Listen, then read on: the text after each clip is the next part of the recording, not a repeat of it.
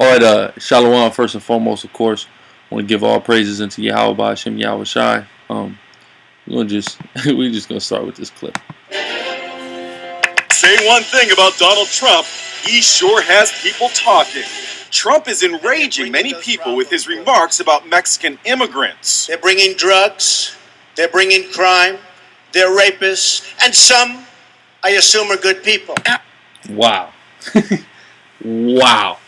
Well, this just shows, that the white man is the devil and how white people feel about you so-called Mexicans. That's right. You're drug dealers, you're rapists, and you're murderers. That's how they characterize you. Which is interesting because they're the real drug dealers and rapists and murderers. But this is just a big wake-up call for all of our people, Black, Hispanic, and Native American, about how this devil, the so-called white man, who a lot of you love so much and a lot of you esteem to be God, feel about you. You know what I'm saying? Like me and I'm here with the brother Chicago. There was we had camp a few weeks ago, and at camp these Mexicans drove by. They said they knew that they were black, but they also knew that God was white. So a lot of so-called Latinos, specifically Mexicans, have this ideology ingrained in their mind that God is a white person due to the imagery of Caesar Borgia being shoved down their throats. Okay? Matter of fact, just real quick, and this is how it happened. Right here. You see that? You see the conquistadors came, they had crosses, and then what happened? They came to the Aztecs and they gunned them down, and then they hung you. These are Mexicans hung right here. These are Mexicans hung right here. You see what I'm saying? So that's what happened. Let's not forget that. Right. All right. The same people that you guys esteem as God and holy people are the same people. You guys ride by our camp and you scream out Jesus is white and God is white. Mm-hmm. You praise the white man so much, but what does he do to repay you? He takes your land, he rapes, robs, and murders you, and then he calls you rapist and everything that he is. So it's like the bro said, it's a wake-up call to our people, but specifically for you Hispanics, man. That's right. I was telling the bro earlier, I got love for you Hispanics who wake the hell up and come into the truth or some type of level of consciousness. But the rest of you stupid spicks, man, you guys are just like worse, the same as a dumb nigga in the streets. Yeah, come. All right? You're stupid, man. You're just dumb, all right? You're not waking up to you're not smelling the coffee to what reality is. You see what I'm saying? This devil has been treating you a certain way. Now he is putting like the brother said, he's putting all these things on you that he is in fact guilty of. This devil, the CIA, a government agency, admitted to giving guns to and arming the Mexican cartel, but he's saying that they're bringing weapons in and they're the murderers. But wait, your government is the one that's arming these alleged murderers. Right. You want to talk about drug dealing? The CIA gave Freeway Ricky Ross the formula to crack cocaine and supplied him with endless amounts that he went and supplied the entire West Coast with. You understand what I'm saying? Rapists, real quick. It's funny you say rapists. We're going to get to statistics, then we're going to hit the scripture real quick. Now let's take a look at this, all right? This is via the Sexual Assault Response Services. Okay, it's an organization. Now watch this. I want to show you something. The criminal. The average age of rapists at arrest is 31. 52, meaning the vast majority % are white. Okay, so you are over the age of 31 white man. Guess what, Donald Trump? You are a prime candidate for a rapist. You are exactly what a rapist looks like, a creepy old cracker. You understand what I'm saying? That's you. You're the rapist. But you're trying to say that the so-called Mexican is a rapist. And we live, me and the brother, we here doing this from San Diego right now. We live amongst where a lot of these immigrants are coming to. And these immigrants are not criminals. They're the hardest workers in the world. Right. But you coming with this damn American dream, talking about you're going to reinstitute the American dream. Isn't the American dream that if you work hard, you could achieve and succeed and get greatness and fame and fortune? But the hardest workers in this country are the same people that he's slandering, and they get damn peanuts, man. Right, the same people that are running the country. Like we always make mention, they stole the country from the Native Americans. They had black people build it, and now they got the Mexicans running it. So the same people that are basically that have the biggest contribution to the economy in this country, Donald Trump wants to oust. And a lot of you dumb Hispanics are going to still vote for this guy after what he said about you guys, that you're rapists. just because you love the white man. But let's go here. Again, going back to the rape thing, right? So Lamentations 5 and 11, they ravished the women in Zion. The women of Zion is, our women, Black, Hispanic, Native, Indian men. We are the Israelites according to the Bible, okay?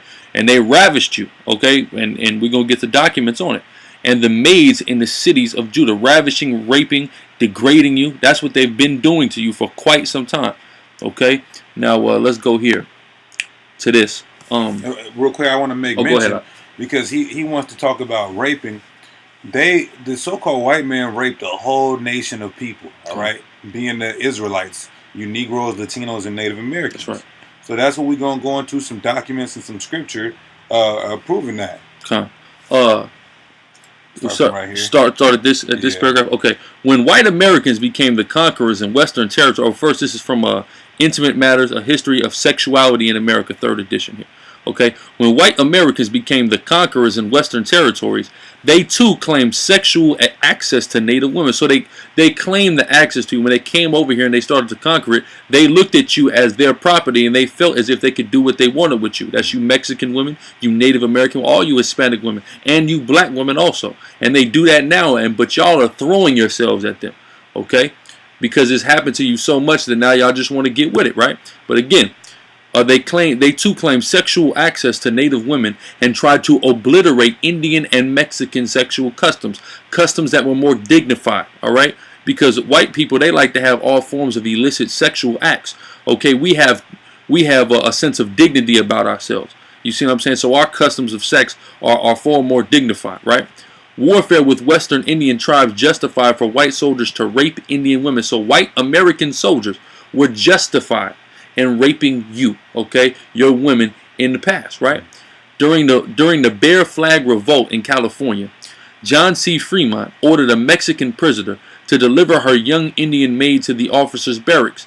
By resorting to artifices, Rosalia Vallejo Delicia, I think, recalled, "I managed to save the unhappy girl from the fate decreed to her by the lawless band." And that's what this white man is. He's a lawless band. But he going to call you blacks and you Hispanics the biggest criminals. Right. He going to justify gunning you down. But he is a lawless bastard and the devil that the Bible speaks of.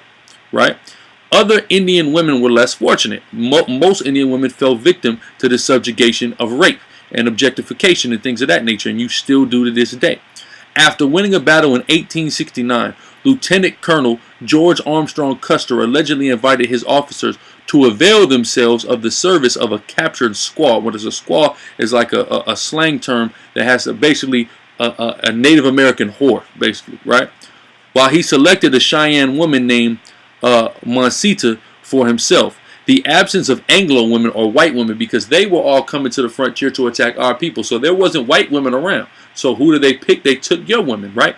The absence of Anglo women at frontier military garrisons encouraged enlisted men to seduce or bribe Indians to become prostitutes. So they were leading our women into actual prostitution. Right. And now what do our women do? Willingly prostitute themselves and give themselves away, right? Some army officers were known to keep favorite squaws or mistresses, and several were court-martialed for their involvements with Mexican and Indian prostitutes. Right. So what is the white man did since he's gone to this country, who he claims that is his? He stole it, and he raped women. But now he's telling other people whose land this was originally that they're the rapists. Ain't that the pot calling the kettle black, so to speak? You know?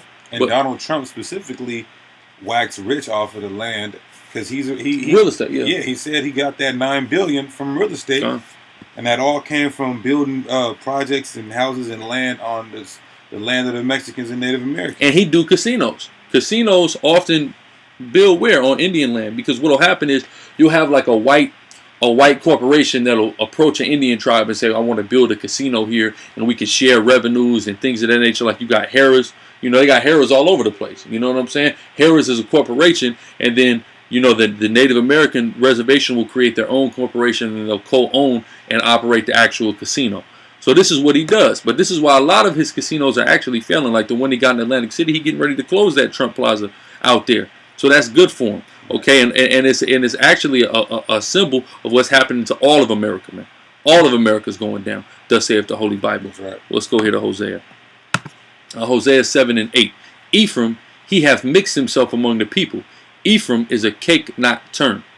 And the tribe of Ephraim represents the whole northern kingdom, or the Hispanic people, okay, of Israel. Israel split into two kingdoms. One is known as the southern kingdom, or the Negro kingdom, and the other is the Hispanic and native kingdom, okay. And Ephraim is the chief of the Hispanics and natives, which represents the so-called Puerto Rican, right? So it says that Ephraim have mixed himself among the people. He is a cake not turned, because the Latinos have been mixing for a long time. Even in the Middle East, they were mixing with people. But then they came over here and got mixed with these Spaniards and these other white people. So the Latinos, you see Latinos in various shapes. You see Latinos dark as night. You see light-skinned Latinos, man. You got it all from in Puerto Rico, from Carlos Delgado to John Leguizamo, man. You see what I'm saying? So Ephraim, or the northern kingdom, is mixed. And a lot of that mixing, especially here, has to do with the rape that occurred by the so-called white man. You see what I'm saying? And what would happen a lot of times is the white man would rape one of these women. They would get pregnant, and then they would have to raise these children absent of white fathers, because white people are the original absentee fathers and deadbeat dads. I want to talk about us being deadbeat dads. Y'all was raping indigenous women and leaving them with their kids. Okay, so what happens is them kids grow up, and then them kids have kids, and they end up getting mixed back into the population, to where the seed line eventually turns back to our people, because it's just one lone Edomite that's amongst a plethora of our people. So, you know, eventually a woman will come, and, you know, basically that Edomite line will be wiped out, but those traits will still be there in the genes, okay, because recessive traits do occur more often than one would believe. You understand what I'm saying? Let's go here to the book of Matthew. We're going to start at, what, 13? No, later it's like 25. It's a lot. Right here, 24. Right, yeah, because see, like you know, like bro said, this is specifically focusing on the Hispanics, but this happened to the so-called African American, you know, the Southern Kingdom, the Kingdom of Judah. All right, when they brought us over here in captivity, so-called white men was raping the hell out of you Negroes on the plantations. Okay. All right. Yeah, but it's in the Bible, in the scriptures. Yeah, everything alludes back to the scriptures, man. All right. That's absolutely right. But that's why we read in Lamentations 5 and 11 that the daughters and, you know, the women of Zion were ravished, man. You see, and they ravish as it is this day. Okay. But let's go here. Matthew 13, starting at the 24th verse. Another parable put he forth unto them, saying, the kingdom of heaven is likened unto a man which sowed good seed in his field. But while men slept, his enemy came and sowed tares among the wheat, and went his way. But when the blade was sprung up and brought forth fruit, then appeared the tares also. So the servants of the householder came and said unto him, Sir, didst not thou sow good seed in thy field? From whence then hath it tares? He said unto them, An enemy hath done this. The servant said unto him, Wilt thou then that we go and gather them up? But he said, Nay, least while ye gather up the tares, ye root up the wheat with them.